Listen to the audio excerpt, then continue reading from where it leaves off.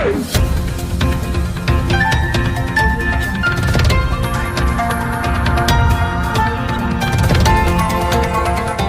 देख रहे हैं मगरा न्यूज राजस्थान, खबरें सबसे तेज। राजस्थान में कोरोना की रफ्तार हुई है तेज। पिछले 78 दिनों में आए 5000 केस, अब 20 दिनों में ही 10,000 पार हुआ आंकड़ा। राजस्थान में कोरोना संक्रमण के मामले लगातार बढ़ते जा रहे हैं। राज्य में संक्रमितों का कुल आंकड़ा 10,000 की संख्या को पार करके 10,128 पहुंच गया है। चिंता की बात यह है कि अब कोरोना की तेज रफ्तार है। शुरुआत में राज्य में संक्रमितों की संख्या 78 दिनों में 5,000 तक पहुंची थी। वह अगले 5,000 तक पहुंचने में सिर्फ 20 दिन का वक्त लगा है। ऐसा देखा जाए तो 4 गुना रफ्तार से अब कोरोना बढ़ रहा है। वहीं राज्य में सभी 33 जिलों में संक्रमण के केस सामने आ चुके हैं। राजस्थान में 2 मार्च से कोरोना का पहला केस जयपुर से सामने आया था। 14 अप्रैल तक राज्य में संक्रमितों की संख्या 1 से 1,000 तक पहुंची थी, यानी 42 दिनों में संक्रमितों की संख्या 1,000 तक पहुंची थी। इसके बाद कोरोना की स्पीड तेजी से बढ़ती गई। 10 दिन में 24 अप्रैल को कुल संक्रमितों की संख्या 2,034 पहुंच गई।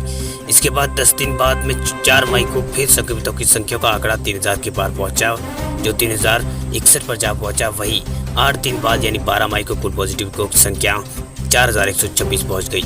अब सिर्फ 5 दिन बाद में ही 17 मई को 5,000 पार हो गई। वही कुल 78 दिन पहले राजस्थान में 5,000 केस सामने आए थे। वही अब सिर्फ 20 दिनों में 5,000 नए संक्रमित सामने आए हैं।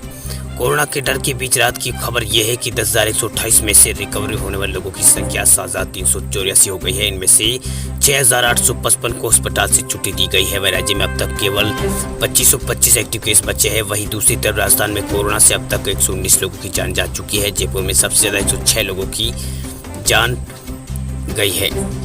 वही बात करें, जयपुर में ही 106 लोगों की जान गई है। इसके अलावा जोधपुर में 20 और कोटा में 18, अजमेर में 9, नागौर और पाली और भरतपुर में 7-7 लोगों की मौत हुई है। वहीं बीकानेर, चित्तौड़गढ़ में 4-4, सवाई माधोपुर, सिरोही और करौली में 3-3 लोगों की मौत हुई है। वहीं बारां, जालोर, अलवर और भीलवाड़ा में 2-2 की और दौसा, राजसमंद और झुंझुनू, चूरू और प्रतापगढ़ में 1-1 व्यक्ति की मौत हुई है। वहीं दूसरे राज्यों के 6 लोगों की यहां पर मौत हुई है।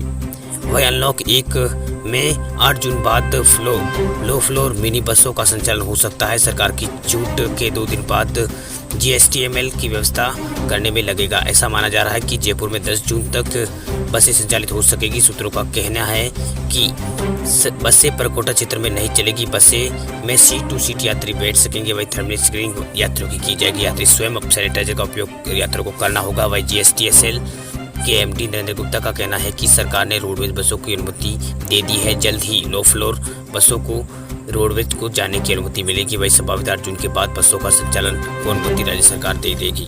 राजस्थान में 8 जून से खुल सकेंगे होटल, मॉल्स और रेस्टोरेंट। मुख्यमंत्री अशोक गहलोत ने बड़ा फैसला लिया है। राजस्थान में 8 जून से होटल, मॉल्स व रेस्टोरेंट और क्लब खुल सकेंगे। राज्य सरकार ने शनिवार को इस संबंध में आदेश जारी किया है। गृह विभाग के अतिरिक्त मुख्य सचिव राजेश स्वरूप ने बताया कि राज्य सरकार लॉकडाउन 5.0 की क्रियान्वित आदेश को संशोधन किया है। अब प्रदेश में 8 जून से निम्न गतिविधियां से चालू करने की अनुमति दी गई है। मुख्य सचिव राजीव स्वरूप के आदेश के मुताबिक इनको दी गई है खुलने की मंजूरी, जिसमें होटल, अन्य अतिथि सेवाएं, समस्त इकाइयों को भारत सरकार के स्वास्थ्य एवं परिवार कल्याण मंत्रालय द्वारा 4 जून को कोविड-19 के फैलाव को रोकने के लिए जारी मानक संचालन प्रक्रिया को पूरी तरह पालन करनी होगी। वहीं भारत सरकार के स्वास्थ्य एवं परिवार कल्याण मंत्रालय की शर्त का पालना के साथ ये सभी खुल सकेंगे। वहीं 2 टेबल के बीच सेटिंग की व्यवस्था में कम से कम 6 फीट की दूरी होगी। वहीं फास्ट फूड इकाइयों में जहां स्टैंडिंग टेबल, वही टेबलों के मध्य 8 फीट की दूरी रखी जाएगी। एक टेबल पर 2 से अधिक व्यक्ति नहीं बैठेंगे। वहीं भारत सरकार के स्वास्थ्य एवं परिवार कल्याण मंत्रालय की गाइडलाइन के मुताबिक यहाँ पर सभी पालन करना होगा। ये सभी गतिविधियाँ केंद्रीय स्वास्थ्य मंत्रालय द्वारा जारी स्टैंडर्ड ऑपरेटिंग प्रोसीजर SOP की शर्तों के मुताबिक संचालित राजस्थान में हो सकेंगे। UN ने दी चेतावनी, भारत में फिर हो सकता है टिड्डियों का हमला। संयुक्त राष्ट्र की संस्था एवं खाद्य कृषि संगठन ने चेतावनी दी है कि भारत में कुछ दिनों बाद एक बार फिर से टिड्डी दल का हमला हो सकता है। FAO के महानिदेशक क्यू डोंग्स ने कहा है कि जून में एक बार फिर टिड्डियों का दल फिर से भारत पाकिस्तान की सीमा पर सक्रिय हो सकता है। भारत में इसका असर राजस्थान, मध्य प्रदेश जैसे राज्यों में पड़ सकता है। उन्होंने कहा है कि अभी तक ईरान, भारत ईरान और पाकिस्तान में टिड्डियों का आतंक जारी है। भारत के राजस्थान में भी टिड्डियों को लेकर भयंकर सुबह पहुंच गया है। वहीं अजमेर सहित कई जिलों में ये टिड्डी फसलों को चट करती जा रही है।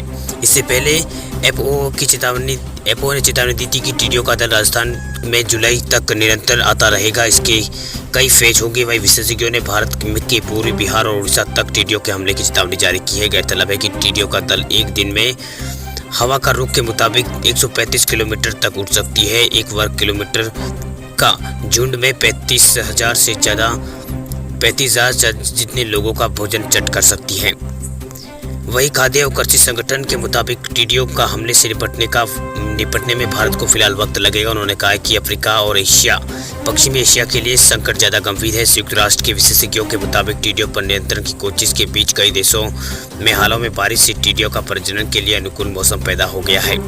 वही जून जुलाई तक जब फसल की कटाई और रुपाई का समय होता है, उस दौरान टिड्डियों का एक नई पीढ़ी तैयार हो जाएगी जो भारत के किसानों की मुसीबतें बढ़ा सकती है।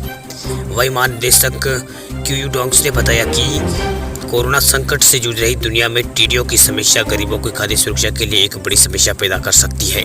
ओलावृष्टि से प्रभावित किसानों को सहायता राशि हुई है जारी। राजस्थान सरकार ने ओलावृष्टि से रबी की फसलों को नुकसान से प्रभावित किसानों की सहायता के लिए 37.85 करोड़ रुपए की राशि आवंटित की है। एक सरकारी बयान के अनुसार राज्य सरकार ने रबी की फसल में ओलावृष्टि से प्रभावित किसानों को कृषि अनुदान का भुगतान हेतु 37.85 करोड़ रुपए की सहायता आवंटित की है। आपदा प्रबंधन एवं साहित्य विभाग ने राज्य सरकार के निर्देशानुसार किसानों को तीव्रता सहायता उपलब्ध कराने के लिए भरतपुर जिले की ओलावृष्टि प्रभावित 6 तहसीलों जिसमें भरतपुर, कुम्हेर, नदबई, दिंग और नगर व रोपवास के 71,761 कृषकों को कृषि अनुदान के लिए 37.49 करोड़ रुपए राशि जारी की है। वहीं बीकानेर जिले की ओलावृष्टि से प्रभावित किसानों को 150 कृषकों को कृषि राशि अनुदान के भुगतान की राशि 36.39 लाख रुपए की सहायता के लिए बजट आवंटित किया जा चुका है। यह राशि प्रभावित पात्र किसानों के बैंक खाते में डाली गई है। राजस्थान के अनेक हिस्सों में बीते 24 घंटों में बारिश दर्ज की गई है। मौसम विभाग के अनुसार पिछले 24 घंटों में बाड़मेर, जैसलमेर, सीकर, अजमेर व कोटा में बारिश दर्ज की गई है। वहीं शनिवार को दिन में राजधानी जयपुर समेत अनेक इलाकों में बादल छाए रहे और हवाएं चलती रही, जिससे तापमान इन दिनों के तापमान में काफी कम है।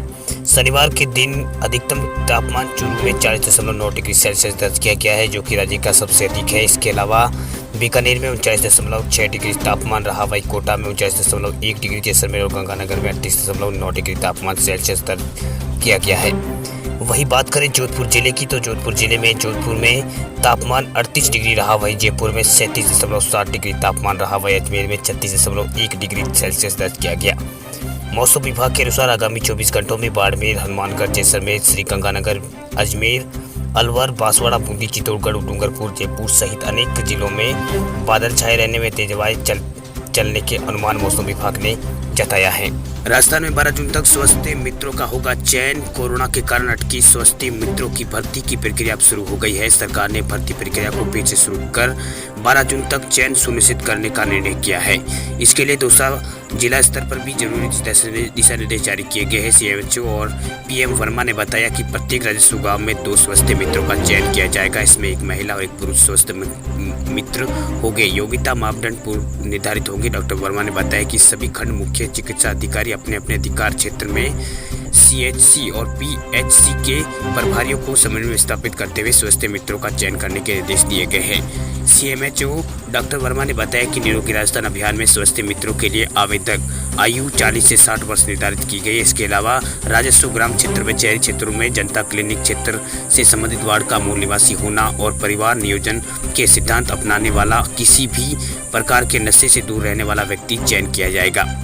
डॉक्टर वर्मा ने बताया कि स्वास्थ्य मित्रों का चयन जिला स्तर पर मुख्य चिकित्सक एवं स्वास्थ्य अधिकारी की अध्यक्षता में गठित समिति करेगी। स्वास्थ्य मित्र पद की निर्धारित प्रपत्र में आवेदन करना होगा, जो कि विभागीय वेबसाइट पर उपलब्ध है। आवेदन ब्लॉक मुख्य चिकित्सक एवं स्वास्थ्य अधिकारी के कार्यालय से भी प्राप्त किया जा सकता है।